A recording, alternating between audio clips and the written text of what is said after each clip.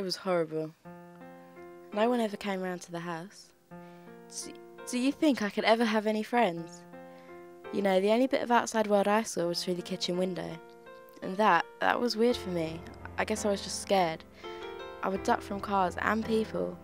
I used to see mums with their little girls my age, playing in the park opposite, and that confused me.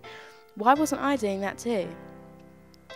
I saw babies in these sort of things with wheels, which obviously now I know is a pushchair, but I knew nothing then. 10 years. 10 whole years, and I never went outside once. I was kept a secret for that long. I didn't feel anything though. To me, it felt kind of normal because I didn't know any other way of living.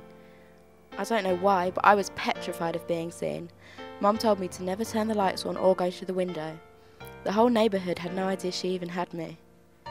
The one connection with the outside world I had was Mum's boyfriend at the time. He was called Darren, I think. He was the longest one, so I knew the most about him. I hardly saw him though. He never spoke to me.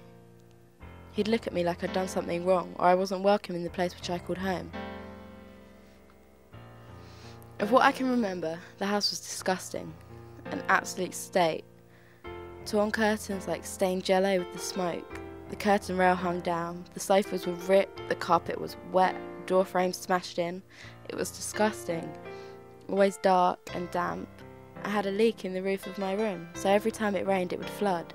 I would sit in the least damp corner of my room with my arms wrapped around me for heat. When I was taken into care, they described it as the most outrageous case of neglect they'd ever seen.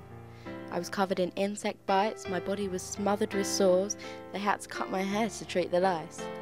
It was then that it really hit me. The reality of what had actually happened to me.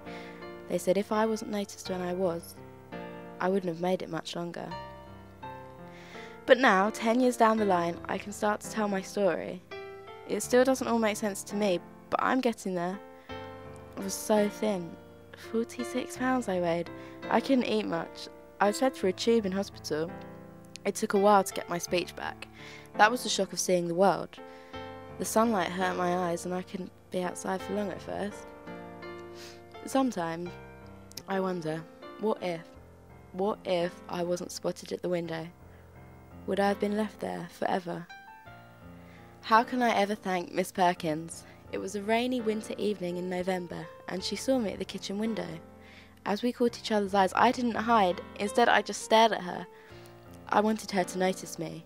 I couldn't shout or say anything, I just looked at her, and she looked back at me. I knew she wondered who I was. The lady at number 45 lived on her own, she thought. Who was she shouting at? After seeing me, she pieced it together, and 30 minutes later there was a knock on the door.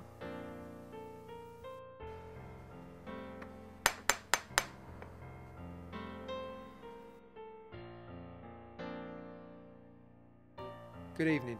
I'm here on behalf of the Social Services team. We've had a report of an ongoing case. Please may I come into your property?